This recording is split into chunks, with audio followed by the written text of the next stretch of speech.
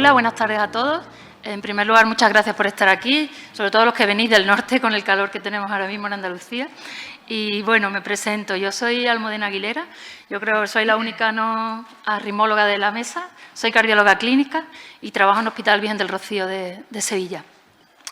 Nosotros vamos a hablar en esta mesa sobre controversias en el control de riesgo tromboembólico en fibrilación auricular. Para ello tenemos unos magníficos ponentes expertos en ello.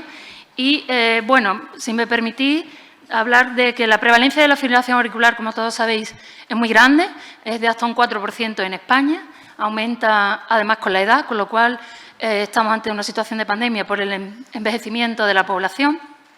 Y no solamente es muy frecuente, hasta más de 1 millón de personas en España padecen de fibrilación auricular y hay muchos que no están diagnosticados, incluso más de 95.000 personas. Y es frecuente, pero además tiene una alta morbimortalidad.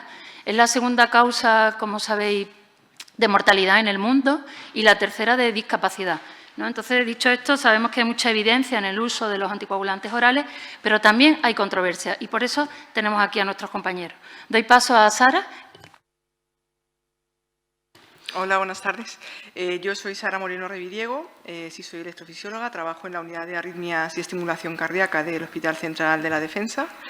Y nada, pues sin más presentación ni demora, vamos a dar paso a nuestra primera ponente, que es Olga Durán Bobín, y nos va a hablar de, bueno, de la nueva perspectiva que nos ha dejado el IST-AF, ¿no? Cómo nos ha cambiado el enfoque.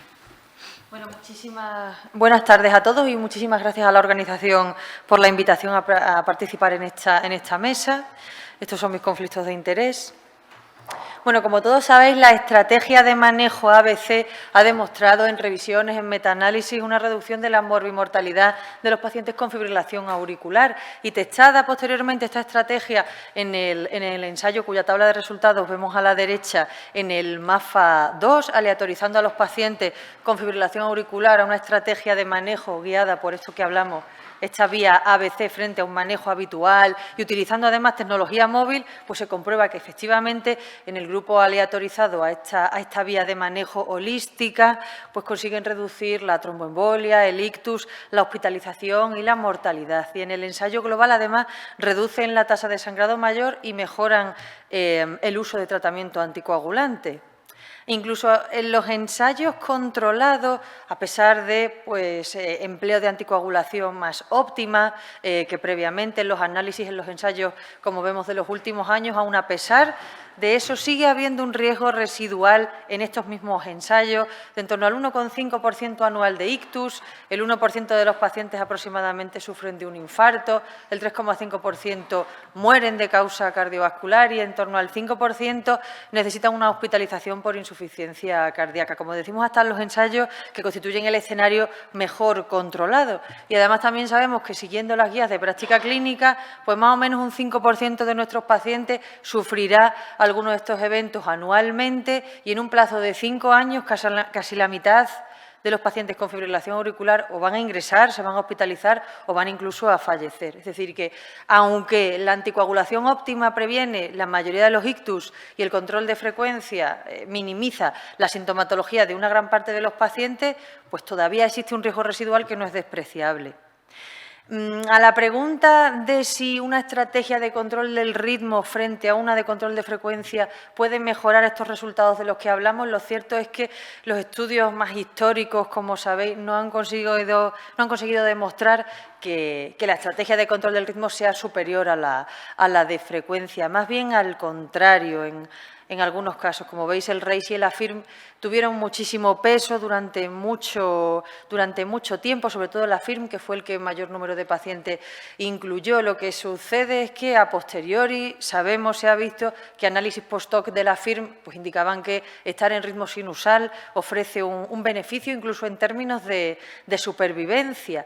Han surgido muchísimas críticas a estos análisis. Yo creo que de las más importantes fue que tanto en el RACE como en el AFIRM se permitía discontinuar la anticoagulación una vez se conseguía el paso al ritmo sinusal, que en su día era una práctica aceptada, pero que a posteriori se ha visto que esto redunda en una mayor tasa de mortalidad y de ictus. Por otra parte, estos estudios pues, son previos a la era de la ablación con catéter, de tal forma que la estrategia utilizada eran fármacos antiarrítmicos antiarrítmicos que sabemos tienen una eficacia limitada en el mantenimiento del ritmo sinusal. En el grupo de control del ritmo del REIS, solo el 39% de los pacientes mantenían el ritmo sinusal al final del estudio y en el AFIRM el 60%. Luego, además, son fármacos con una elevada toxicidad que incluso se asociaban a mortalidad en el AFIRM, incluso por causas pulmonares o neoplásicas. Por otra parte, la intolerancia a muchos de estos fármacos es demostrada. Muchos pacientes dejaban el tratamiento por intolerancia.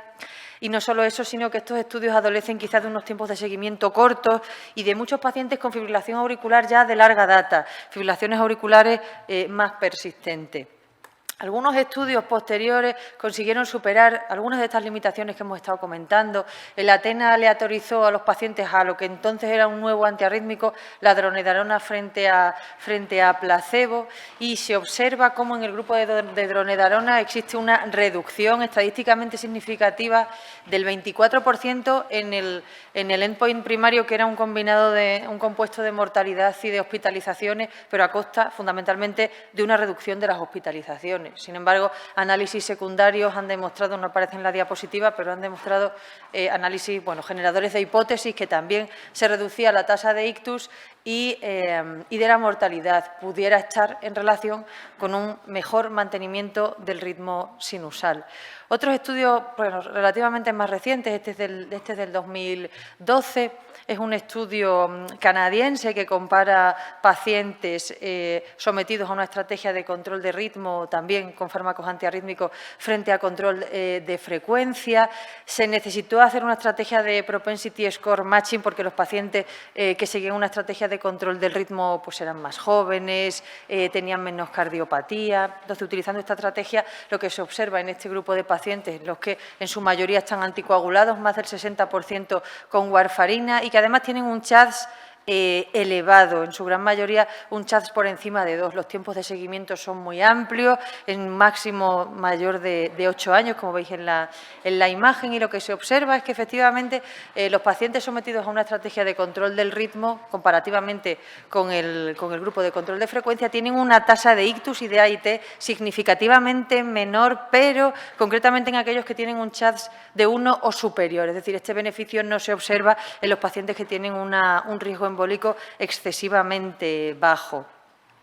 La ablación con catéter, estamos de acuerdo que ha demostrado una mayor eficacia que la de los fármacos antiarrítmicos en el mantenimiento del ritmo sinusal. La gráfica de la izquierda pertenece a un análisis del registro sueco de pacientes con fibrilación auricular, en la que de nuevo tienen que hacer una estrategia de propensity score matching para comparar los 5.000 pacientes que se someten a ablación con catéter de ese registro frente a pacientes con fibrilación auricular en los que no se realiza este tipo de tratamiento. Y de nuevo, en este caso, observamos cómo existe una reducción, en este caso del 31% de la tasa de ictus en el grupo de pacientes que se somete a ablación, incluso una reducción de mortalidad que llega al 50%.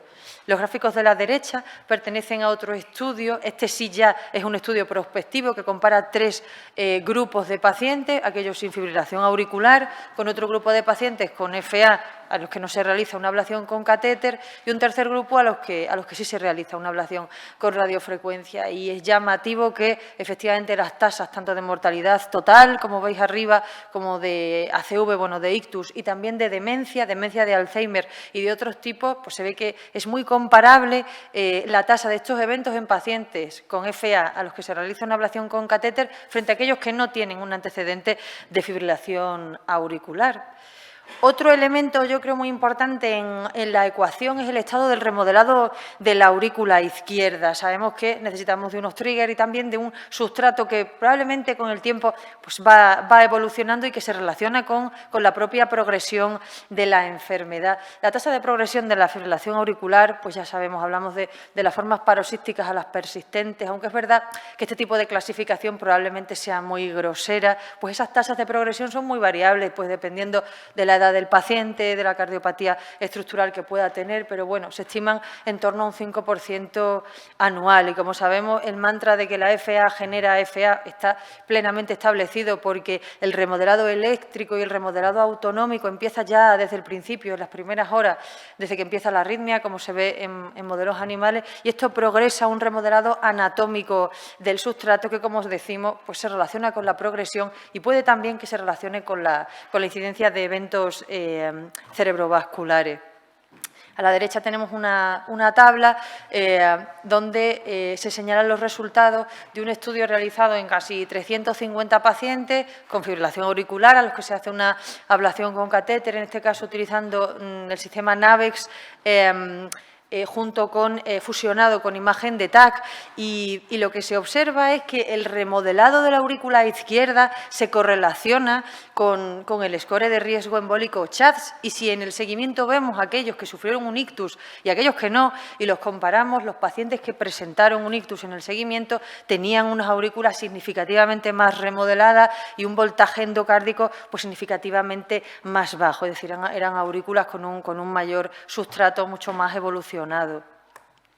El estudio IST nace con el objetivo de determinar si una estrategia actualizada y muy precoz de tratamiento de control de ritmo en pacientes con fibrilación auricular consigue reducir la mortalidad y el ictus. Y realmente con el diseño del ensayo, pues de alguna forma se consigue superar pues, prácticamente todas las limitaciones de las que hemos ido hablando en los estudios históricos del pasado. Son casi 2.800 pacientes, un CHADS-VASc por encima de 2 prácticamente en todos ellos, que se aleatorizan o bien una estrategia a la izquierda de control del ritmo muy precoz, con fármacos antiarrítmicos, cardioversiones o ablación con catéter, frente a una estrategia de tratamiento habitual que es la que propugnan las guías de momento y que consiste en empezar por un tratamiento de control de frecuencia y si el paciente está muy sintomático, entonces, pasar entonces a una estrategia de control de ritmo. En este estudio es llamativo que más del 50% de los pacientes en ambos brazos están en ritmo sinusal en el momento de iniciarse el estudio. El endpoint primario es un combinado de muerte, accidente cerebrovascular o ictus y hospitalización de causa cardiovascular. Y el estudio ha de detenerse precozmente a 5 años de seguimiento por paciente porque efectivamente se observa que se reduce de forma significativa en el grupo de pacientes sometidos a este control muy precoz del ritmo. Como vemos, se reduce de forma estadísticamente significativa. También hubo una menor incidencia de ictus en este grupo de pacientes que recordamos que la media de tiempo de inclusión desde que el paciente es diagnosticado hasta que se incluye en el estudio son 36 días exclusivamente. Al mismo tiempo, poco después, hay un estudio estadounidense, que es el que mostramos en la diapositiva, que reproduce los resultados del IST con pacientes muy similares y que, como decimos, se incluyen pues, en el mismo periodo aproximadamente de inclusión que en el IST. Y, como vemos, pues, se reproducen estos resultados de mejora en cuanto a endpoints duros de tipo cardiovascular. Pero si nos centramos en lo que realmente nosotros estamos haciendo a día de hoy y estudiamos o miramos el análisis que se efectúa, que como vemos aquí en la diapositiva, del registro de ablación europeo frente al registro del global de pacientes con fibrilación auricular, pues realmente los que llegan a la ablación son muy pocos, el 10% de los pacientes diagnosticados, y además son un grupo súper seleccionado de individuos más jóvenes, con scores de riesgo embólico y hemorrágico mucho más bajos y con mucha menor tasa de cardiopatía estructural. Pero como vemos abajo a la derecha, llama la atención que sí que son pacientes muy sintomáticos y que seguramente en una gran parte de los casos eso es lo que marca o lo que sienta la indicación de la estrategia de ablación, ¿no?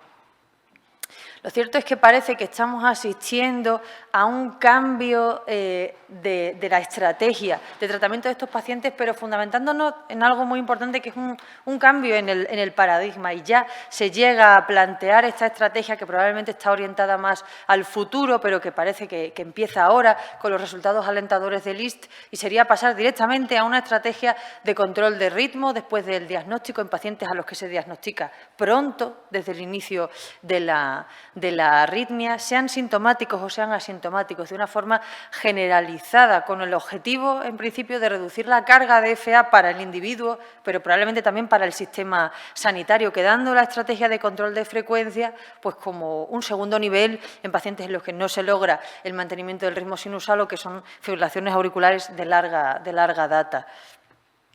Así que podemos concluir que, efectivamente, de momento y hasta ahora, lo que proponen las guías, y basándonos en estos resultados que hemos comentado previamente, el objetivo del control del ritmo ha sido mejorar los síntomas y la calidad de vida.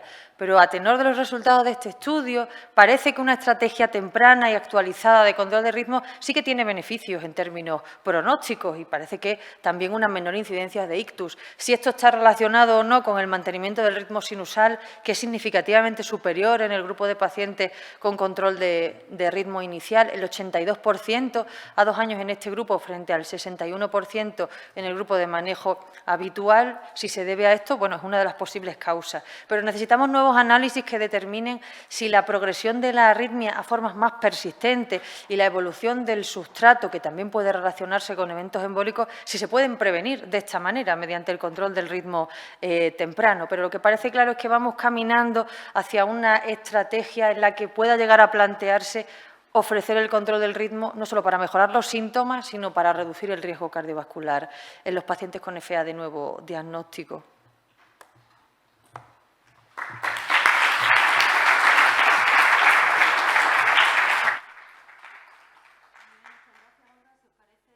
Todas las ponencias y después dejamos para el turno de la discusión.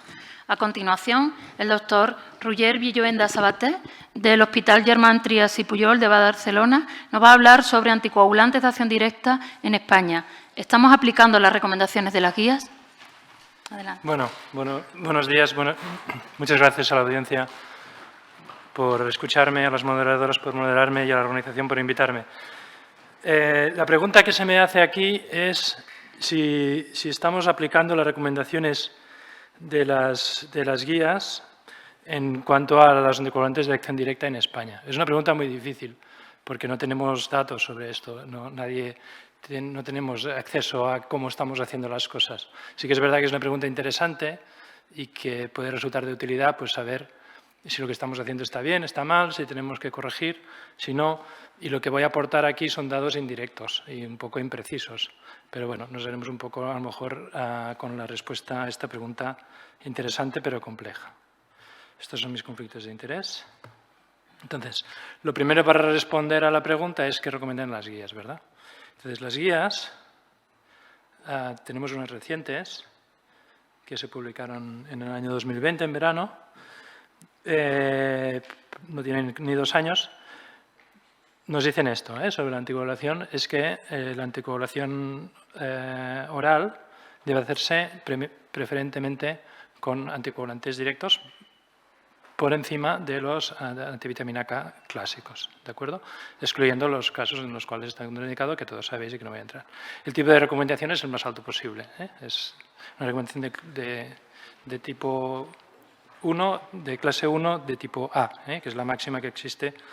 No hay nada por encima de esto. Por tanto, es una recomendación muy clara y aquí vemos que nos hacen unas situaciones que serían un poco en lo que se basa esta recomendación y que más adelante comentaré brevemente. ¿De acuerdo? Pero es que estas guías, que son muy recientes, dicen exactamente lo mismo que lo que decían las guías europeas del año 2016, que para esas ya sí que han pasado 6 años y la misma recomendación, clavada, idéntica, con la misma nivel de evidencia y en la misma clase de indicación. Entonces, digamos que hemos tenido tiempo para obedecer a estas guías o no hacerlo, ¿no? Tal como veremos a continuación. Estas son las guías más recientes, de forma clara, excluyendo las contraindicaciones, que ya sabemos que son pocas, que son la mal llamada fibrilación auricular, ¿no? Una fibrilación auricular asociada a una estenosis mitral severa o bien a una prótesis mecánica, esos son pocos pacientes. Pues para el resto de pacientes nos basaremos evidentemente en los factores de riesgo. En los pacientes que no tienen ningún factor de riesgo no hace falta anticoagular, excepto en situaciones muy concretas. Por tanto, la gran mayoría de pacientes deberían ir con nuevos anticoagulantes. ¿Qué porcentaje? No lo sabemos, pero a lo mejor un 80, un 90% de los pacientes, según estas recomendaciones, deberían ir con nuevos anticoagulantes, por encima de antivitamina K. ¿En qué se van estas recomendaciones? Pues en el texto lo que citan son los estudios pivotales y un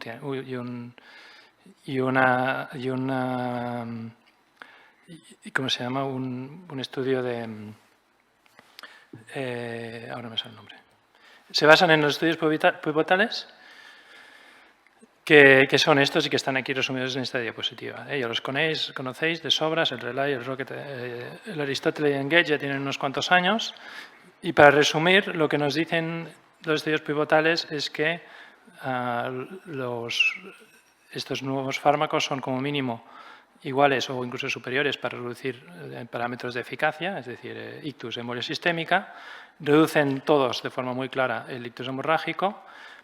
Para el ictus isquémico, pues no lo empeoran y algunos incluso lo mejoran, como el de Vigatran en dosis altas. Y en cuanto a sangrado mayor, la gran mayoría también lo reducen y lo que sí que reduce mucho es la hemorragia intracraneal. Y el único punto en contra sería la hemorragia gastrointestinal, que la mayoría de fármacos, excepto la dosis bajas de Vigatran y el Apixaban, lo incrementan. ¿De acuerdo? Eso son estudios bien hechos, ¿no? Estudios randomizados y suficientes como para establecer la indicación. Y entonces, la otra referencia que hacen es un metaanálisis, que es el metaanálisis de RAF, que es muy conocido, y en este metaanálisis simplemente se incluían todos los pacientes incluidos en los estudios pivotales y se vio pues, que a nivel de eficacia pues sí que son superiores, si sumamos todos los pacientes, y a nivel de seguridad pues también. Aquí estamos hablando de embolia sistémica o cerebral y hemorragias mayores. ¿De acuerdo? Si detallamos un poco más los parámetros de eficacia, pues en lo que más incide pues es en los ictus hemorrágicos y en cuanto a seguridad en lo que más incide son en las hemorragias cerebrales también. Entonces, la otra cosa que sí que es muy importante, que se ve en este metaanálisis, es la mortalidad. La mortalidad se reduce de forma consistente en aproximadamente un 10%, de tal manera que del cúmulo de pacientes, que son casi 30.000, se reduce, hay 200 pacientes de más que mueren, que fallecen, por estar tratados con antivitamina K según este metaanálisis. De datos de vía real en España tenemos algunos y voy a comentar un estudio que quizá es el más importante. Tener en cuenta que España tiene algunas características respecto a los estudios pivotales, es, por ejemplo, el uso generalizado de ácido acumulado en lugar de warfarina. Y por eso quería comentar este estudio de aquí, que no es un ensayo clínico, es un registro observacional con 2.000 pacientes, que tampoco son muchísimos, y aquí lo que hay es una proporción mucho mayor de antivitamina K, tres cuartas partes, y lo compara con anticoagulantes directos. Entonces, esto salió publicado hace 2 años y lo que se vio es que en un endpoint combinado tanto de eficacia como de seguridad y añadiendo también la mortalidad, en el análisis no ajustado había una clara diferencia en favor de antivitamina K. Cuando lo ajustabas por edad y por factor de riesgo, se seguía manteniendo esta diferencia, aunque se perdía significación estadística. Pero en todo caso, digamos que estudios de vida real tampoco cambia mucho. La situación que había en España no es muy diferente de lo que había en los estudios pivotales. Entonces, la pregunta central es esta: ¿estamos aplicando estas recomendaciones en España o no? Primero, vamos a ver qué pasa en Europa.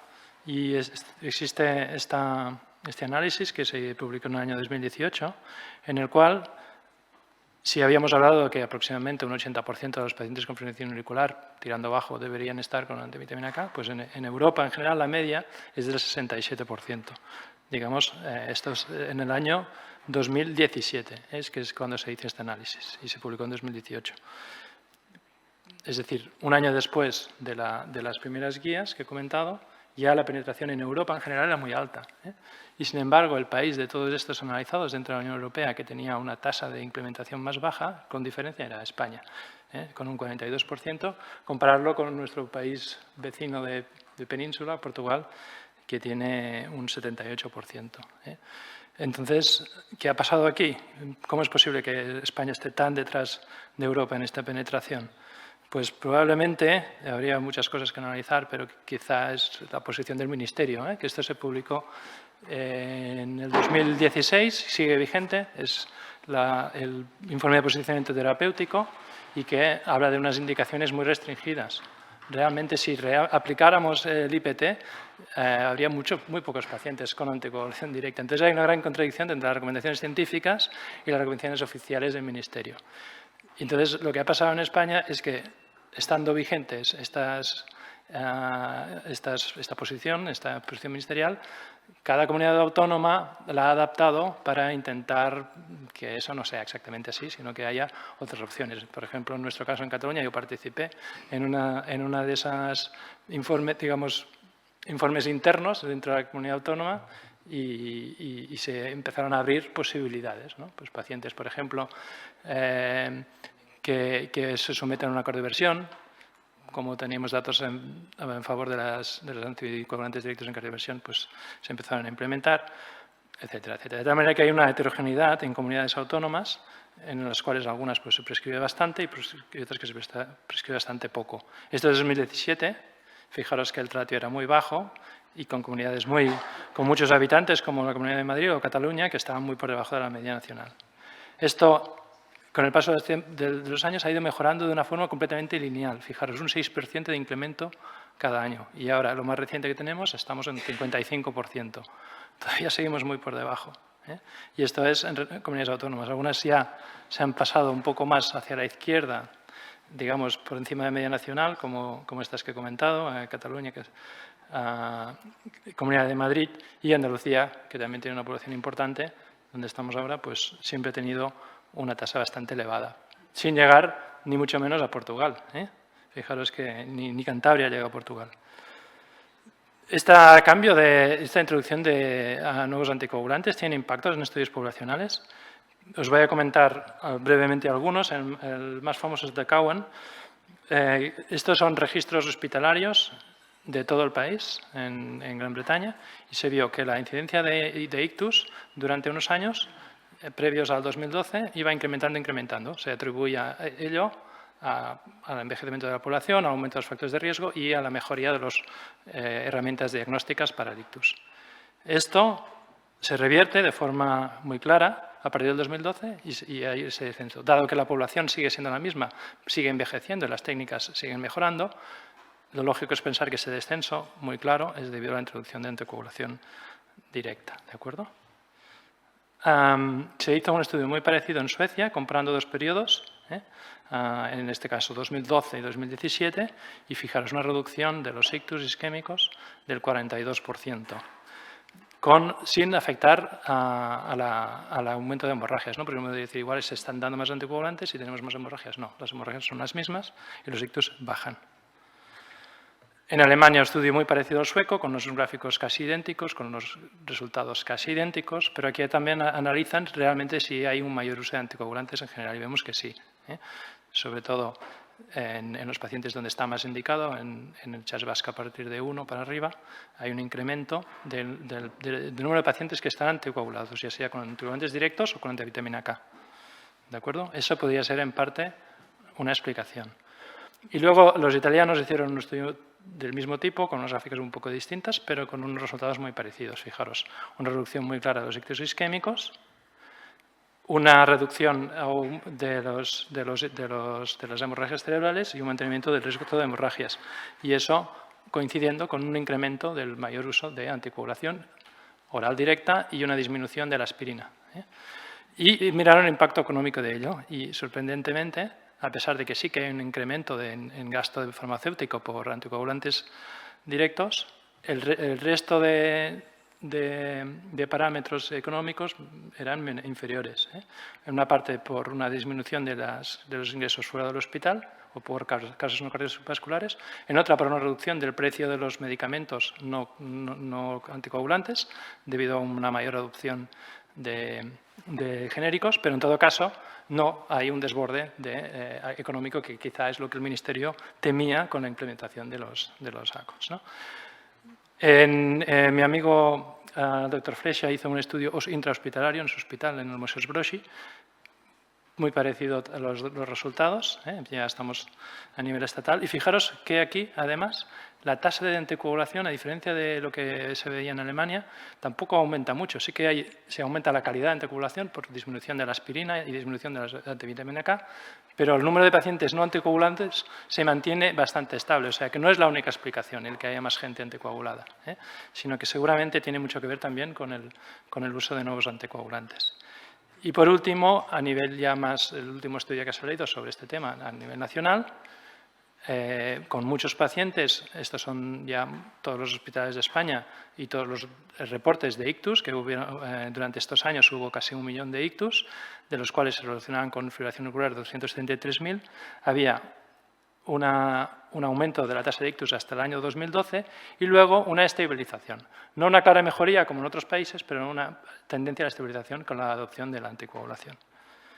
De tal manera que las conclusiones de todo esto serían: ¿estamos aplicando las recomendaciones de las guías? Pues mi sensación es que no, que queda mucho por hacer, que estamos muy detrás, estábamos muy detrás y seguimos bastante por detrás de los otros países.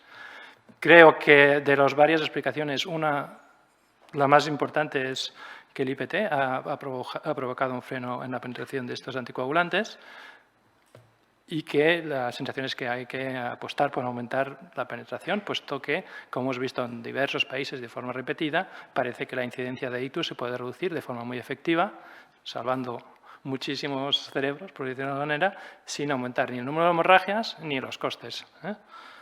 Por lo tanto, y el motivo por el cual puede ser pues tanto por un incremento de los pacientes correctamente anticoagulados en general, pero también por los beneficios que las ACOTs demuestran por encima de los antivitamina K.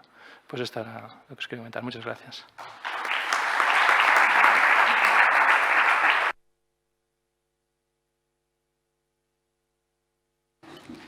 En tercer lugar, contamos con la doctora Susana González Enríquez, que nos va a hablar de otro tema controvertido, la relación temporal entre tromboembolia y episodios de fibrilación auricular. ¿Existe o no existe? Bueno, muy buenos días a todos. Agradecer, por supuesto, la invitación y la paciencia a los oyentes por escuchar estas charlas a estas horas. Y porque además yo creo que en el tema que me ha correspondido a mí es un tema bastante controvertido y veréis que al final de la charla, aunque intentaré mostraros un poquillo la evidencia que hay al respecto, pues probablemente siguen quedando luces y sombras y va a ser una respuesta que no la vamos a encontrar claramente. Bueno, no tengo ningún conflicto de interés que declarar.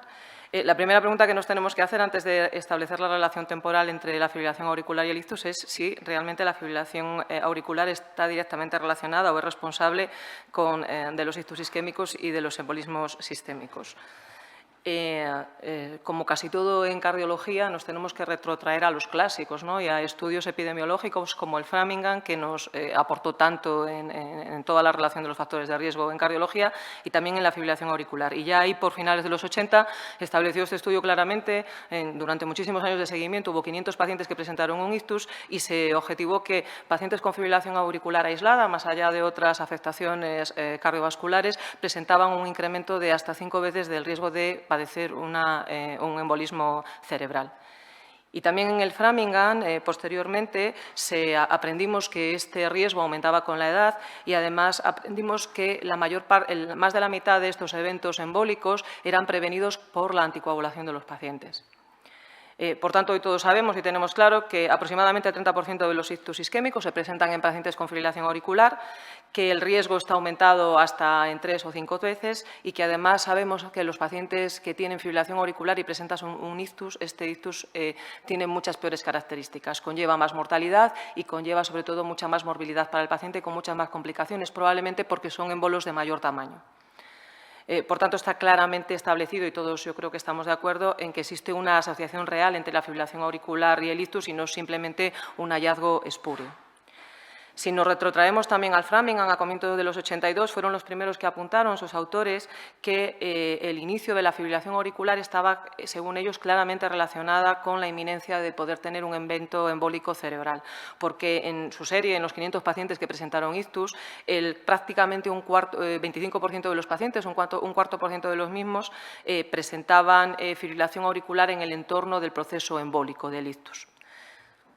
¿Y por qué es importante, os preguntaréis, el establecer esta relación temporal? Porque al fin y al cabo, ¿por qué tenemos este empeño? Bueno, pues hace ya más de 50 años este señor, que es Sir Bradford Hill, estableció en otro contexto, es un epidemiólogo inglés, estableció la relación existente entre el tabaquismo y el cáncer de pulmón. Y él propuso una serie de 9 criterios que permitían establecer una relación de causalidad entre dos procesos complejos, como puede ser la relación entre el ictus y la fibrilación auricular. Y uno de esos criterios que quedaba establecido era el de la relación temporal, de tal manera que una determinada causa tenía que preceder al efecto. Que la temporalidad exista o no exista, si bien iba a favor de que apareciera esta causalidad, no es imprescindible, con lo cual tampoco pensemos que por el hecho de que no se pueda demostrar o no exista, no están los dos factores relacionados. Hay un artículo muy reciente, del 2020, que revisa todos estos desglosados, estos factores en relación con la fibrilación auricular y que es muy interesante de leer. La siguiente pregunta que nos tenemos que hacer es si realmente es lo mismo todo lo que estamos hablando. Es decir, mucho de lo que hemos aprendido de la relación temporal entre fibrilación auricular y el ictus viene de los registros de los dispositivos implantables. Cada vez todos manejamos más pacientes con marcapasos, con desfibriladores, en los que tenemos además electrodo auricular, incluso muchos pacientes con Holter subcutáneos, y cada vez nos enfrentamos más en la consulta con la necesidad de decidir en qué paciente anticoagulamos y no anticoagulamos ante la presencia de determinados eventos cortos etiquetados de fibrilación auricular o que nos parecen fibrilación auricular.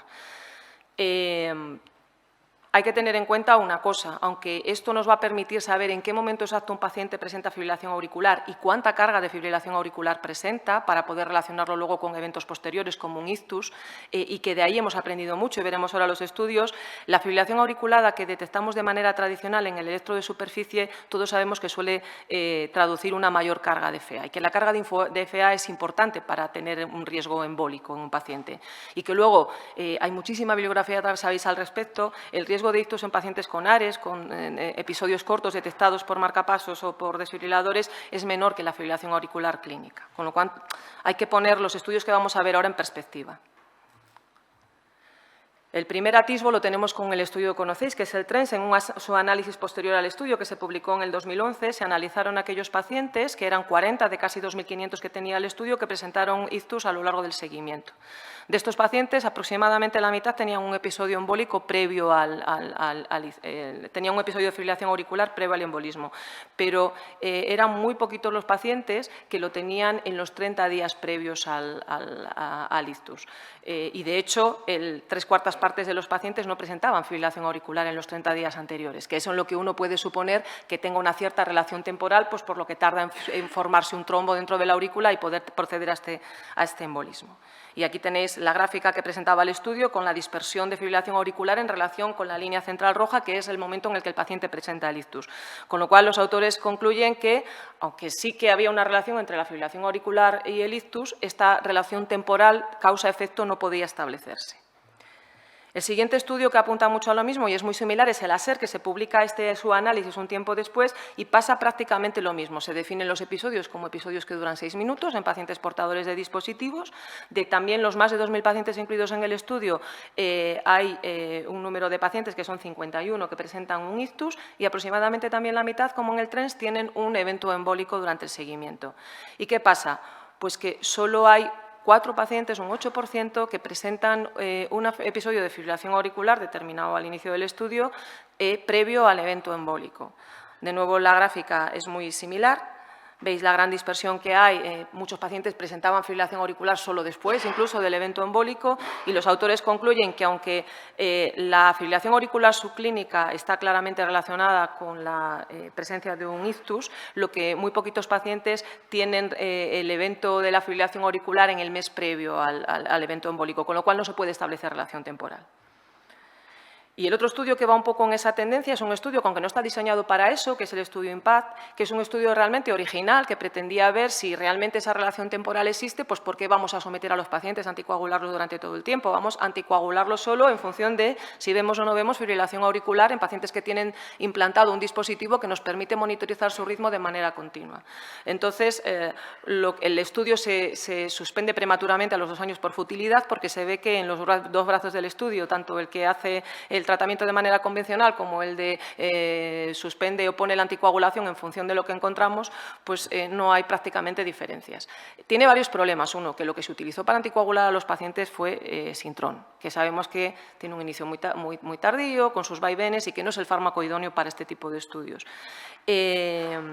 Y luego que en el evento, en el endpoint primario se mezclaron, cosa que en medicina siempre resulta malo de hacer, cosas que iban a favor y en contra, porque se etiquetó el evento era lo que tenían un proceso embólico, un ictus, o los que tenían sangrado, y mezclaron las dos cosas.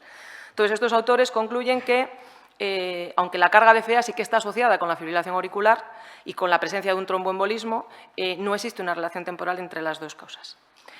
Tenemos que irnos a este estudio posterior de Turakia en 2015, que es un estudio que los propios pacientes actúan de controles de sí mismos. Son ya un número un poquito más elevado, son 187 pacientes que presentan un ictus de una base de datos de casi 10.000 pacientes portadores de DAI y de marcapasos.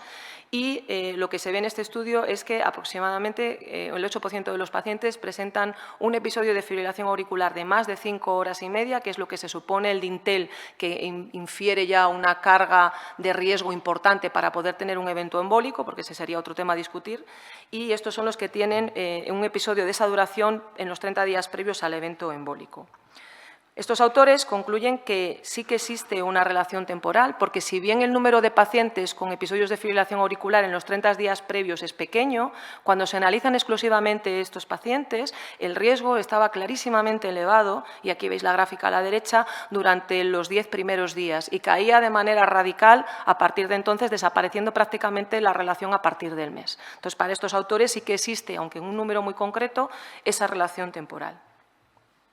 El estudio más reciente y probablemente el más interesante por el volumen de pacientes que incluye es este estudio publicado el año pasado en JAMA, que tiene exactamente el mismo diseño que tenía el estudio anterior y que coge ya 891 pacientes. Los pacientes actúan también de control de sí mismo y entonces se establece el momento del ictus y se compara los 30 días previos al ictus y otra ventana previa entre los 90 y 120 días anteriores. Y se compara qué pasa. También se pone el hincapié en que los episodios de fibrilación auricular tienen que durar más de 5 horas y media. Y lo que se ve es lo siguiente. Aproximadamente 3/4 de los pacientes no presentan fibrilación auricular, que presentaban ese ictus no tenían fibrilación auricular durante los 120 días previos ni posteriormente. Hay un número de pacientes, que son el 16%, que presentan fibrilación auricular tanto en el periodo control como en el periodo de estudio. Y luego tenemos el resto de pacientes que presentan o en uno o en otro. Estos autores hacen una cosa bastante inteligente, que es, vamos a analizar los pacientes en función de si están o no están anticoagulados en el periodo que nos interesa, que es el periodo de los 30 días previos, para ver si pasa algo con esa relación temporal. Y lo que se ve, lo veis aquí en el recuadro de amarillo, es que aquellos pacientes que presentaban fibrilación auricular los 30 días previos al ictus y que no estaban anticoagulados, tenían un incremento marcadísimo del riesgo, y era de más de 7 veces. Sin embargo, cuando cogemos a aquellos pacientes que tenían la fibrilación auricular en los 30 días previos que estaban sometidos a anticoagulación, el riesgo prácticamente era inexistente. Y entonces los autores infieren, hombre, tiene que haber una relación temporal, porque si en ese periodo los tengo anticoagulados y el riesgo pasa de ser prácticamente ninguno o el mismo que en el resto de pacientes a incrementarse por 7, algo tendrá que hacer o alguna relación tendrá que ver. Y lo más interesante, como en el estudio anterior, es esto, ¿no? Los episodios prolongados de fibrilación auricular de más de 5 horas y media se incrementan el riesgo de ictus, el riesgo cae rápidamente cuando finalizan los mismos. Y de hecho, estos autores dicen que el riesgo fundamental está en los 5 primeros días. Acordaros que en el estudio anterior eran 10 días, aquí son 5. Y después veis las gráficas, caen radicalmente. Y hace una cosa, bueno, un poquito aventurada, que es el abrir la puerta a esto. Podemos, en función de este riesgo tan limitado en el tiempo, establecer una estrategia de anticoagulación intermitente en determinados pacientes que tengan la capacidad de estar monitorizados permanentemente. Y hay una editorial muy interesante de uno de los autores, de Rod Padman, en Circulation del año pasado, que aboga por esta estrategia. Tenemos 2 estudios pilotos, que no vamos a detenernos en ellos, son muy pequeñitos, con 50 y pico pacientes, 40 y pico cada uno, que son el READ.com, que son pacientes con un holter implantable, se les monitoriza todo el tiempo, se mandan las alertas y se detecta que se buscan episodios de fibrilación auricular de más de 1 hora. hay 35 pacientes que tienen fibrilación auricular y entonces estos se deciden anticoagular durante un mes. Si durante ese mes no vuelven a aparecer episodios de FA, la anticoagulación se suspende. Si persiste, pues se sigue haciendo la búsqueda en el tiempo. ¿Y qué se ve? Pues que el porcentaje de utilización de NACOS en el tiempo se reduce muchísimo, un 94%, porque se les quita a los pacientes, y que esto no va acompañado en un incremento en el número de ictus.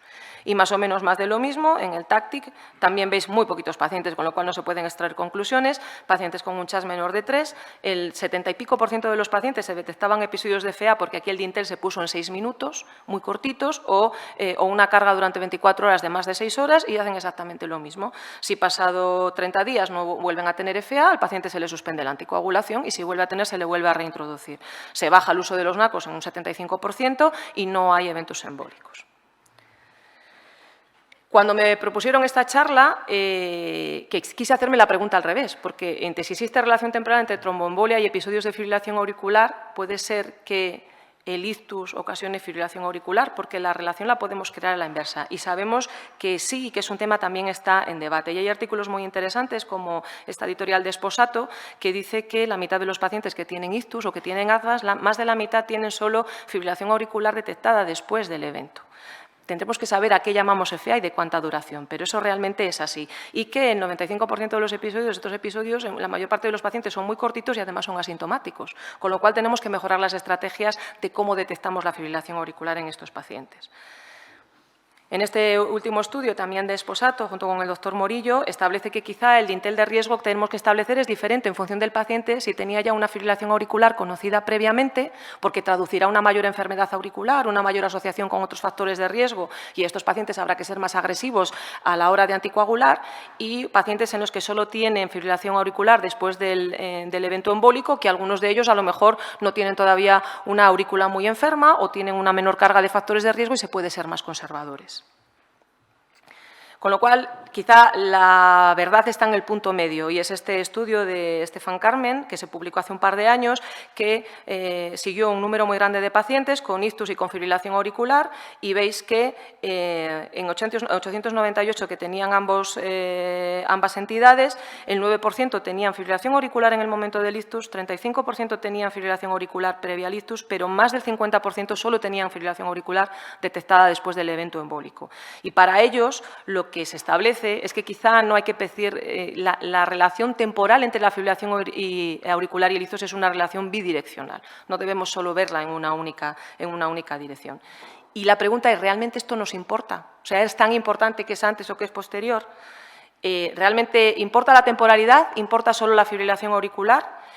Y yo lo había dicho mi compañera en la primera ponencia, quizá lo importante es no solo la fibrilación auricular y la relación temporal, sino la carga de fibrilación auricular que está por definir, que infiere realmente que el paciente tenga un riesgo embólico y la enfermedad de la aurícula, que cada vez tenemos métodos mejores para diagnosticarlo. Y en función de todas esas cuestiones podremos seguir viendo el riesgo incrementado de ictus en nuestros pacientes y el manejar la mejor estrategia de anticoagulación.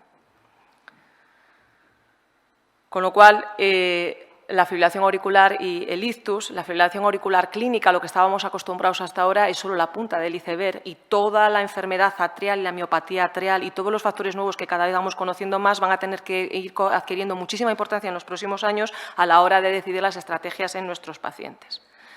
Contando con que además la relación temporal entre el ictus y la fibrilación auricular depende de cuánto nos empeñemos en buscar el ictus, porque si solo vamos al ictus clínico, pues tendremos un determinado número de pacientes, pero con estrategias implementadas de resonancia en pacientes con fibrilación auricular, la tasa de diagnóstico de embolismos también cerebrales silentes pues, se incrementa muchísimo. Con lo cual, las conclusiones para mí serían estas. Solo un pequeño porcentaje de pacientes con ictus presentan fibrilación auricular en los días previos, pero en estos pacientes, cuando el episodio de fibrilación dura unas cuantas horas, el riesgo de ictus parece claramente elevado en los primeros días y decae posteriormente con gran rapidez.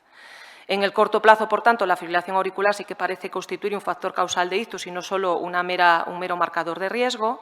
La relación entre la fibrilación auricular y el ictus es bidireccional, no debemos olvidarlo, y la presencia de cardiopatía auricular y no solo el ritmo pues constituye el mecanismo más plausible de trombogénesis y es contra lo que tendremos que enfrentarnos para prevenir los ictus en nuestros pacientes. Muchas gracias y perdón porque me alarga un poco con el tiempo.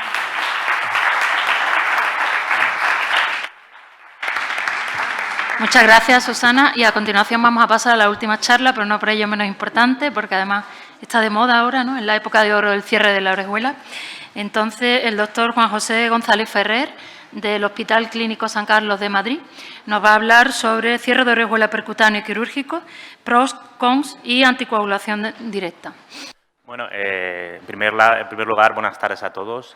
Gracias a la organización y a los panelistas y sobre todo a vosotros, porque ya está siendo tarde y la cantidad de información recortada, conflictiva que estamos aportando es tremendo. O sea, si estáis concentrados, de verdad es para daros las gracias y aplaudiros, porque no sé cómo podemos estar aquí atendiendo a tanta información condensada. Bueno, no tengo ningún conflicto de interés y voy a recapitular un poquito al principio sobre lo que hemos estado hablando. Es decir, todos sabemos que la fibrilación auricular no valvular incrementa por 5 el riesgo de accidentes cerebrovasculares y si estamos hablando de la fibrilación auricular valvular lo incrementa por 30. No ha pasado tantos años desde que tenemos una estrategia comprobada de reducción de los eventos embólicos con los anticoagulantes y este estudio, el SPAF, es un estudio que determina el beneficio de la anticoagulación frente al placebo, con una reducción relativa de la incidencia de stroke, de ictus, de un 67%. Pero una cosa que quiero que les llame la atención es que este estudio lo autoriza en dos grupos. Uno, a los que a los investigadores les parecía que podían recibir anticoagulación y a otros que no. Bueno, pues por definición los pacientes mayores de 75 años, que ahora sabemos que son los que con diferencia tienen más riesgo embólico, se excluyeron. Y en esos la aspirina lo que mostró es una reducción de un 30% del riesgo relativo del ictus.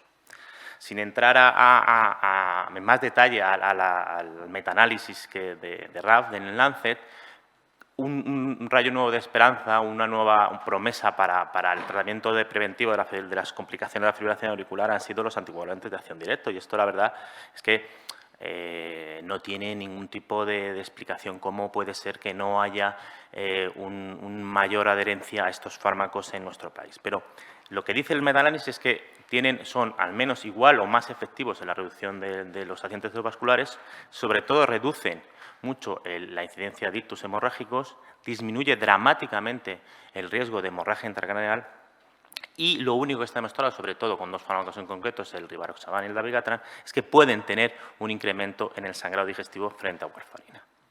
Entonces, ¿qué hacer con los pacientes que no quieren o no pueden tomar anticoagulantes? Bueno, pues las guías recomiendan valorar el cierre del orejuelo, sobre todo percutáneo. El quirúrgico lo reservan a los pacientes que tienen una indicación quirúrgica por otras causas, ¿no?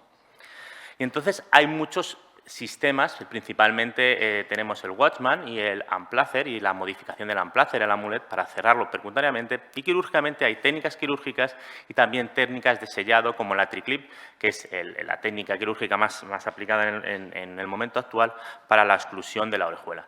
Aunque todos sabemos que hay muchas morfologías de la orejuela, los dispositivos son de una forma. Lo que cambia es el tamaño, ¿vale? Bueno, pues, ¿qué hay a favor del cierre de la orejuela? Bueno, a favor hay principalmente dos ensayos clínicos, el PROTECTE-IF y el PREVEL, que veremos ahora. En el PROTECTE-IF hay 700 pacientes con fibrilación auricular no valvular que se randomizan en un modo 2-1 a recibir el dispositivo percutáneo o bien a seguir con warfarina y un control del estudio del INR, ¿no? Y en un seguimiento medio de 18 meses lo que se ve es que el dispositivo no es inferior en la variable combinada de ADVAS, muerte cardiovascular y inexplicable o embolia frente a la warfarina. Y el dato numérico es estadísticamente mayor en la warfarina.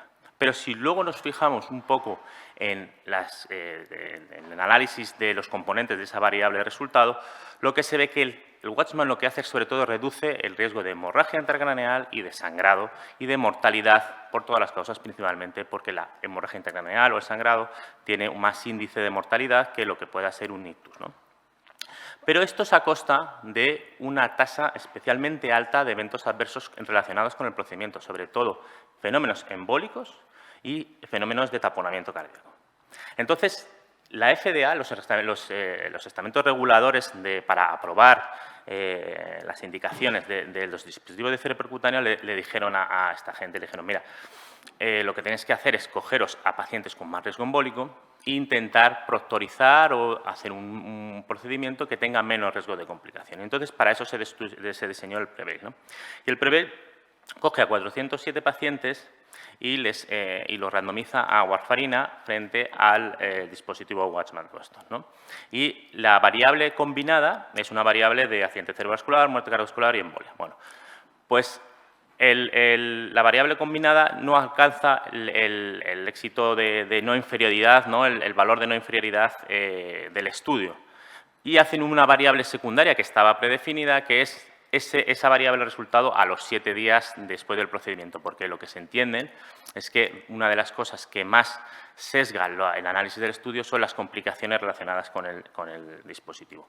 En este análisis de variable secundaria, es decir, de eventos pasados los 7 días o eventos después del implante, lo que se observa es que el dispositivo de cierre percutáneo Watchman es no inferior a la warfarina.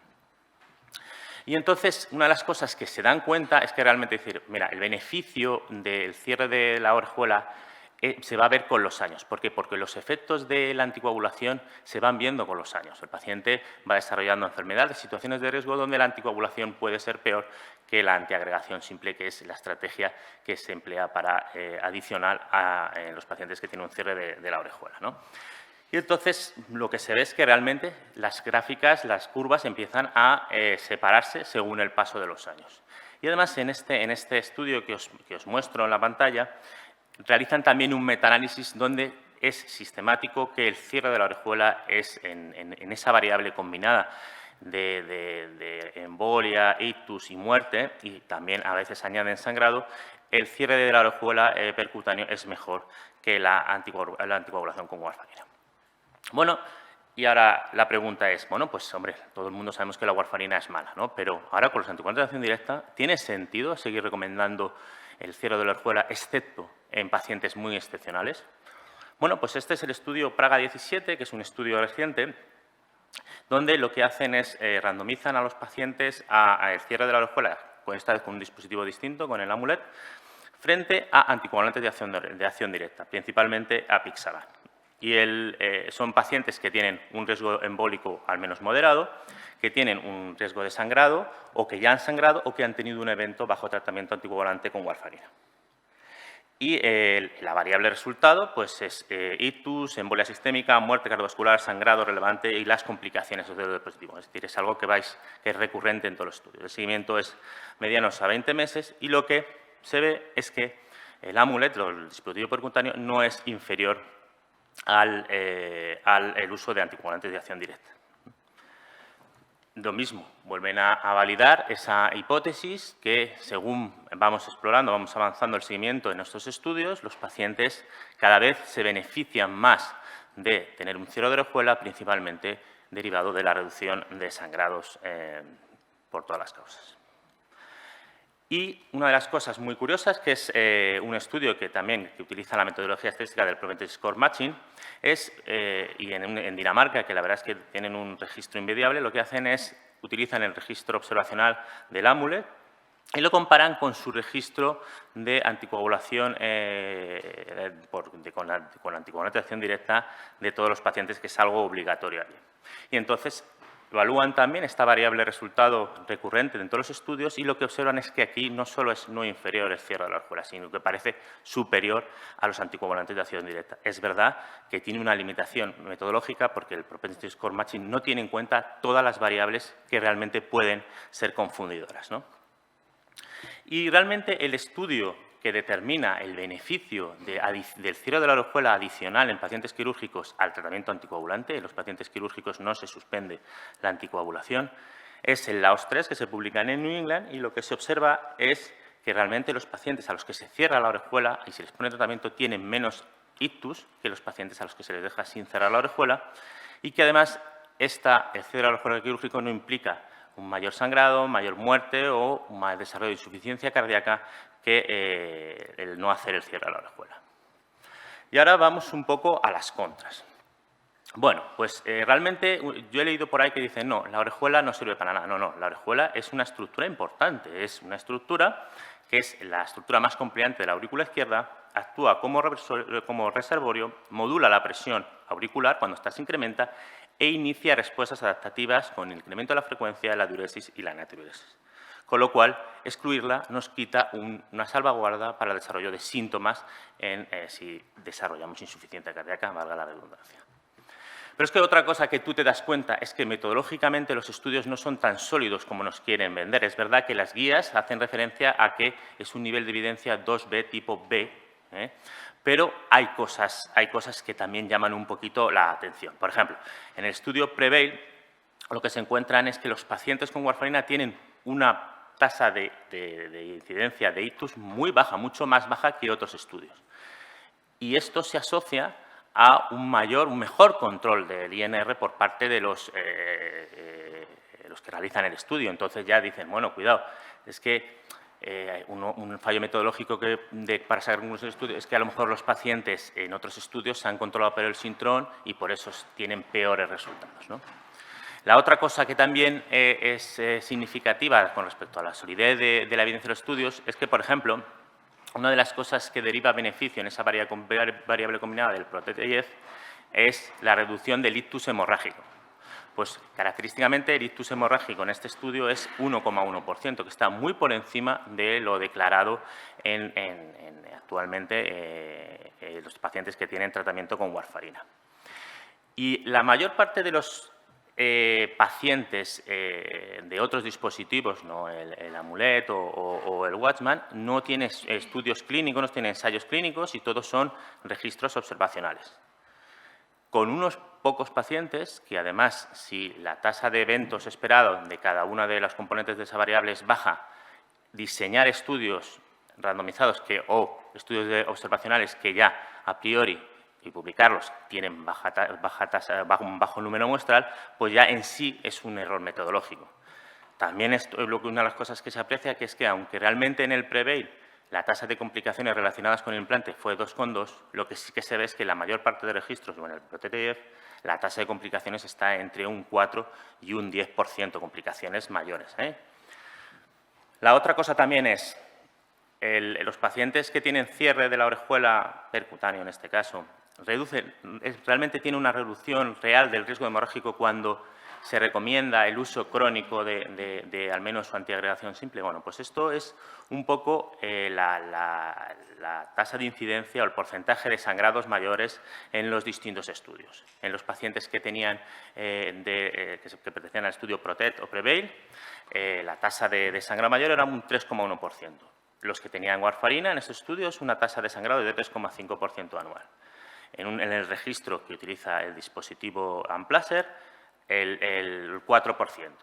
Los pacientes del estudio Averroes, donde se randomiza apixaban frente a aspirina, es 1,4%. Entonces, realmente, como los pacientes, la recomendación es que tienen que tener una antiagregación simple, a no ser que realmente no se pueda, la anticoagulación simple tiene un riesgo hemorrágico. Así que no hay una reducción absoluta del sangrado en pacientes que tienen un dispositivo de cierre percutáneo.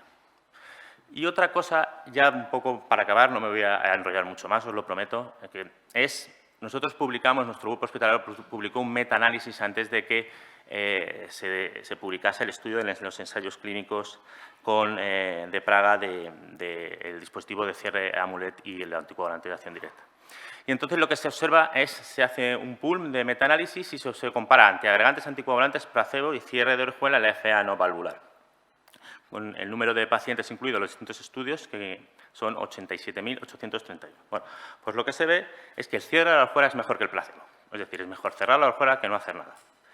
Que el cierre de la orejuela es mejor que la antiagregación simple con aspirina. Y que no es mejor en términos de mortalidad que el anticoagulante de acción directa. Es mejor el cierre de orejuela para la prevención del ictus que hacer nada o que la aspirina, pero no es mejor o no es superior a los anticoagulantes de acción directa. Y lo único donde realmente favorece el cierre de la orejuela sería en pacientes que tienen sangrado digestivo recurrente. También una de las cosas que debéis saber es que el porcentaje de trombosis sobre el dispositivo no es baja. Se asocia, es decir, aunque se cierra la orejuela, los pacientes pueden desarrollar un trombo sobre el dispositivo y eso genera embolias. Y genera embolias de una forma significativamente mayor que los pacientes que no tienen el dispositivo de cierre percutáneo. Y esto se estima en un porcentaje de 3,4% a 3,2%. Y no es dinámico, es variable con el tiempo. Inicialmente es más bajo y luego puede ser más alto cuando tú retiras la anticoagulación, que muchos estudios recomiendan mantener la anticoagulación durante no más de un mes en pacientes a los que les cierra la orejuela. Otra cosa de las que vemos es que si tú utilizas un TAC para ver cómo ha quedado el dispositivo, la permeabilidad del dispositivo es muy alta, con lo cual hay flujo no solo por leaks, sino porque realmente no endotriza totalmente y la sangre entra y sale. Y utilizando el TAC lo que se ve es que sobre el dispositivo hay más trombosis de las que se ve en el TEC, ¿vale? Frente al riesgo real que implica tener una trombosis sobre el dispositivo, lo que es tener leaks o paso o permeabilidad del dispositivo parece que no tiene impacto cardiovascular ninguno, Y ya lo último, bueno, la penúltima para acabar es qué hacer con pacientes que tienen un dispositivo percutáneo o un cierre de la orejuela y queremos anticoagularles y no queremos cardiovertirles y no están anticoagulados. Bueno, pues realmente no hay nada escrito sobre esto y el único estudio que yo he encontrado, humildemente, es un estudio de cirugía cardíaca donde a los pacientes a los que les cierran la orejuela y que tienen indicación de cardioversión se les hace un estudio transesofágico antes de cardiovertir. Bueno, pues el 28% de los pacientes, estos pacientes están con el cierre de la orejuela y anticoagulados. El 28% de los pacientes tienen trombo. Entonces, mi recomendación para cuando haya que cardiovertir a pacientes que tienen cierre de la orejuela es realizarles un estudio transesofágico a todos, ¿vale? Y ya para acabar, ¿cuándo recomendaría yo el cierre de la orejuela percutáneo? Pues en los pacientes que tienen un riesgo embólico que es al menos moderado, CHA+D de 2 o 3 en mujeres que no desean de tomar la anticoagulación, pero siempre y cuando hayan recibido una información veraz y adecuada sobre el beneficio que tienen los anticoagulantes, sobre todo de acción directa. En aquellos pacientes que tienen un riesgo de hemorragia fatal o incapacitante, aquellos que tienen una malformación vascular en el sistema nervioso, etcétera, etcétera, en estos pacientes se puede cerrar la orejuela y se puede tener un tratamiento antitrombótico de muy corto plazo. Si no fuese posible el tratamiento antitrombótico, se recomienda el cierre epicárdico de la orejuela, ¿vale? Aquellos pacientes con fibrilación auricular y riesgo embólico moderado que tienen una hemorragia mayor bajo tratamiento anticoagulante correcto. Es decir, si el paciente tiene una hemorragia con un rango de INR muy alto, no se recomienda el cierre de la orejuela. Aquellos pacientes con un riesgo embólico moderado que están en diálisis y que no alcanzan un buen control de INR. Aquellos pacientes que tienen un evento embólico y están correctamente anticoagulados siempre que se descarte otras fuentes embólicas. Una de las cosas que nos atañe mucho a los electrofisiólogos, siempre que aíslas eléctricamente la orejuela izquierda, pensamos que hay que hacer un cierre percutáneo de la orejuela. Y una de las cosas que yo dejo ahí es pacientes a los que hacemos una ablación de fibrilación auricular y hemos entrado a la aurícula izquierda y que tengan un riesgo hemorrágico moderado, ¿por qué no cerrarles en un mismo tiempo la orejuela? O aquellos pacientes en fibrilación auricular y que tienen indicación de cierre percutáneo de una CIA, hacer el cierre percutáneo de la CIA y hacer el cierre de la orejuela. Y ya, de verdad, muchas gracias por vuestra atención. Muy bien. Bueno, quiero felicitar a todos los ponentes por las excelentes presentaciones y pasamos al turno de preguntas. Si tenéis alguna pregunta en la sala. ¿Alguien? ¿Nadie? Bueno, pues yo quería preguntar a Juan José, ¿en qué pacientes harías tú el cierre de la orejuela y no anticoagularías? ¿En qué paciente? Bueno, lo he puesto, pero principalmente, yo a quien cerraría la orejuela, principalmente, es aquellos pacientes que no pueden recibir anticoagulación por riesgo intrínseco, malformaciones, tumores, lo que sea, y aquellos pacientes que tienen, sobre todo, sangrado digestivo bajo tratamiento anticoagulante. Esos son los principales. De hecho, yo creo que es lo que hacemos casi todos. No conozco casos de gente que nos haya pedido voluntariamente cierre de la orejuela frente a anticoagulación. Y otra de las cosas que no he puesto es aquellos pacientes que tienen una clara falta de adherencia al tratamiento anticoagulante y tienen un riesgo embólico moderado. Ahí hay controversia, porque realmente el paciente no le vas a someter a un procedimiento de riesgo, pero realmente también es otras cosas que no he comentado que sí que valoraría. Yo creo que es importante también en los renales que están en diálisis, Sí, ¿no? sí, Que ya es que- bastante tienen con la sí, diálisis para tener que estar con anticoagulantes, ¿no? De antivitamina K. Bien, y otro tema en ese sentido, las guías recomiendan, después del cierre de la orejuela, si el riesgo hemorrágico es bajo, mantener los anticoagulantes a largo plazo. Sí. Hasta que se haga la ET inicial, ¿no? Claro, ahí también hay mucha controversia, porque la verdad es que esto yo creo que nos han puesto el momento de la controversia, ¿no? Porque la verdad es que todos hemos tenido una falta de evidencia clara. No, realmente el dispositivo que más recomienda la anticoagulación después es el Watchman. Con el Amulet no tan está claro. Y luego no hay una, porque yo no hay unos estudios que hacen una cosa, hay otros que hacen otra. Lo que realmente parece que lo más recomendable es la antiagregación simple de forma indefinida.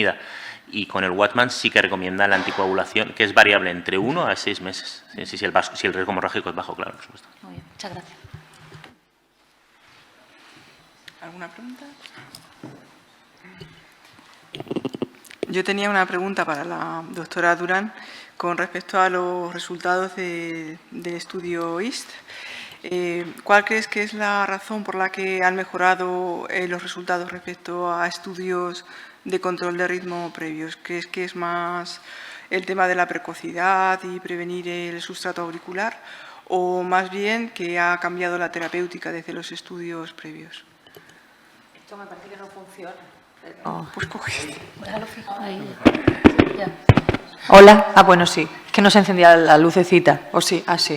Pues yo creo que es un poco, efectivamente, una mezcla de todo. Realmente, en el IST los pacientes estaban seguidos casi semanalmente y emitían registros para que se pudiera ver si estaban en fibrilación auricular o ritmo sinusal. Entonces, yo creo que, efectivamente, como decía al principio, una estrategia de manejo global de mantener la anticoagulación, de vigilar las comorbilidades, de controlar la tensión, controlar el ritmo.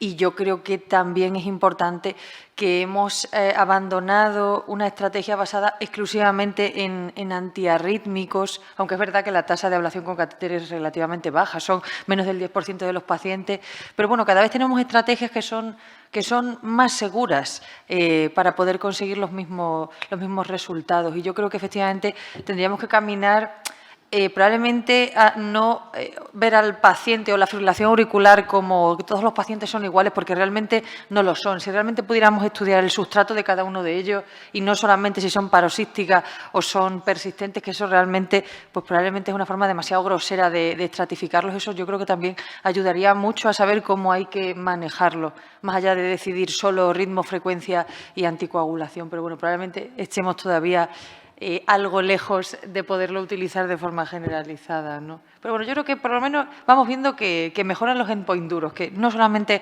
mejoran los síntomas, que sí que se ven datos de mejoras pronósticas, también como en el CASEL, la mejora de la fracción de eyección. Yo creo que vamos en una línea en la que la ablación con catéter yo creo que cada vez va a tener más papel en eso. Es que cuando se revisan estudios, ¿no?, que se han hecho posteriormente de generalizabilidad, ¿no?, de esta estrategia de tratamiento, es llamativo que en el entorno europeo no se han reproducido los resultados, sin embargo sí que lo han hecho en Estados Unidos o en algunos países asiáticos. Pero cuando revisas el tratamiento de esos países, es llamativo, ¿no?, porque realmente decimos ha mejorado el tratamiento porque hay ablación. Realmente la ablación es anecdótica en esos registros. Ha mejorado el tratamiento porque ahora anticoagulamos más a los pacientes. En el estudio americano, solo un 30% de los pacientes estaban anticoagulados, que es muy llamativo porque era una población con un CHA2 altísimo, ¿no? En los estudios asiáticos, aún más bajo el porcentaje de anticoagulación, con lo cual si además analizas el tratamiento, no solo hay muy poca ablación, es que en esos estudios el antiarrítmico más utilizado es amiodarona. Entonces, realmente parece que las cosas han mejorado y que no solo ha sido una mejoría de la terapéutica, ¿no? Es probable que todo eso pues avale todo lo que llevamos diciendo, tanto en tu charla como en la de la doctora González, ¿no? Pues el sustrato el tratamiento precoz y el evitar el deterioro auricular, ¿no? Sí, efectivamente, es que la media de inclusión son 36 días desde que se diagnostica al paciente. ¿Cuándo realmente hacemos eso? ¿Cuándo tratamos vemos incluso en una consulta a un individuo 36 días después del diagnóstico? Probablemente ese señor o ese paciente tiene trigger todavía solo en las venas pulmonares y todavía no tiene sustrato auricular, entonces probablemente ese sea el momento. El remodelado inverso con la ablación, pues probablemente en aurículas muy dilatadas eso sea casi imposible. Entonces lo que hay que empezar es antes para evitar que ese punto llegue. Yo creo que la precocidad efectivamente es fundamental. No sé si llegaremos en nuestros sistemas sanitarios a conseguir algo así, pero bueno, yo creo que esa sería un poco la idea, empezar antes de que todo se desarrolle. Y Roger, ¿por qué piensas que no estamos ahora mismo cumpliendo las guías de práctica clínica? Por el problema económico, imagino, ¿no? Hay mucha variabilidad en las distintas comunidades y también dentro de cada comunidad, en cada provincia. En Andalucía, en donde yo vivo, con el COVID, gracias a Dios, la cosa buena que tuvo es que no nos ponían ningún impedimento. Ahora, de nuevo, volvemos a tenerlo. Entonces, ¿piensas que cuando termine la patente o vengan los nuevos anticoagulantes que vienen ahora, los anti-11A, cambiará la perspectiva? Pues no lo tengo claro, la verdad. Porque, por ejemplo, en los datos que he presentado, en la gráfica por comunidades autónomas eran muy actualizados, eran de marzo de este año. Y seguíamos con las tasas muy bajas, habiendo pasado ya la pandemia. Si nos tenemos que esperar a que caduquen las patentes, bueno, hay una que va a caducar pronto, pero todas las demás todavía les quedan bastantes años. ¿Qué tenemos que hacer? Yo creo que hay que convencer a las autoridades, en base quizá también a los datos poblacionales, que yo creo que son muy elocuentes y muy reproducibles a lo largo de los países. Por otro lado, pues seguir utilizando esos recovecos que todos usamos, ¿no? De que yo creo que sí que se está consiguiendo un poco que en la primera indicación de anticoagulación sí que se administre, pero hacer el switch es lo que nos está costando mucho. Y además yo creo que ahí también hay mucho margen, ¿no? Yo recuerdo que al principio era muy estricto, incluso yo había recibido llamadas de dirección médica de por qué de cada un anticoagulante, no te miento, varias de dirección médica. Y ahora, pues es verdad que tengo que seguir justificando, por ejemplo, tengo que justificar, este paciente tiene mal control, por eso le hago el cambio, pero no creo que se lo miren. O sea, nunca me han llamado a pedir, ¿cómo que tiene mal control? Si tiene un control perfecto, ¿no? Entonces, esos son unos recovecos que van a echar leche a la trampa, pero nos falta todavía mucho, como he comentado, y yo no creo que haya que esperar a que aparezcan nuevos fármacos, ni a que quede con las patentes, sino que tenemos que ser activos en decir, hombre, esto es impresentable. No sé. Sí, totalmente de acuerdo contigo, ¿no? Yo creo que ya estamos todos muy concienciados que los nuevos anticoagulantes han demostrado que son muy efectivos comparados con warfarina, con lo cual... Y en cuanto a los costes, pues tampoco hay muchísimos datos. No he mostrado todos los artículos, pero sí que hay algunos de costo-eficacia. Son artículos complejos, como todos los de costo-eficacia, pero esa misma reducción de los ictus, por ejemplo, nos produce unos efectos económicos, sobre todo indirectos, que son muy importantes, ¿no? Ahorrar un ictus a una persona joven en cuanto a todo lo que implica ello de soporte asistencial y de bajas laborales, etcétera, etcétera, son importantes y eso está analizado y es así. Entonces, no creo que la economía sea una excusa para esto, ni mucho menos. Además, cuanto en el camino se han aprobado otros fármacos en medicina cardiovascular con costes muy elevados y sin tanto filtro. No sé qué ha pasado con los anticoagulantes. Yo creo que tuvo un poco mala suerte el tema de la crisis del 2008, ¿no? Pero hay que lucharse. Muy bien, muchas gracias. Por último, tenemos una pregunta en la audiencia. ¿Cómo hacen las estimaciones de porcentaje poblacional para el uso de NACOS? Es decir, ¿se hace por dispensación del fármaco en las farmacias? Entiendo que eso incluye entonces los pacientes que se lo autofinancian, ¿no? Porque, por ejemplo, yo trabajo en Asturias, donde, bueno, como habéis visto, el porcentaje de uso de NACO es bajísimo y, bueno, en ocasiones les decimos a los pacientes, ¿no? Pues mire, usted tiene la opción de que le acepten el visado que yo le estoy haciendo, eso es lo ideal, y si no se lo aceptan, pues bueno, usted tiene la opción de comprarlo pagándolo de su bolsillo, ¿no? Entonces me preguntaba si esos porcentajes incluyen los pacientes que se lo pagan. Sí, en principio principio sí. Ya os he comentado al principio de la presentación que los datos que tenemos son indirectos y se basan simplemente en ventas de unidades totales, que son datos que felicita una empresa que se dedica a eso, ¿no? Entonces son datos indirectos, no sabemos si lo que se compra es lo que se consume del 100%, ¿no? Pero sí que en teoría incluiría también esto que tú dices. Sí. ¿Alguna pregunta más? Porque yo que vengo de Cantabria y que hemos peleado mucho desde el principio por la implementación, y nosotros afortunadamente no hemos tenido que pasar prácticamente más que al principio por la lucha de que el paciente estuviera mal coagulado con síndrome para poder pasar, es decir, nosotros lo ponemos de manera directa. Yo hace 10 años que no pongo un síndrome a paciente con fibrilación auricular. Me lo están obligando a hacer ahora en el seno del flúter auricular porque desgraciadamente hemos sido para atrás como los cangrejos, y entonces en el concepto de flúter hacíamos lo mismo, y en el entorno de la pandemia la administración ha decidido que es muy razonable retrotraerlo e ir para atrás, y entonces al flúter lo tienes que poner sin rosa porque engañes a la administración universal.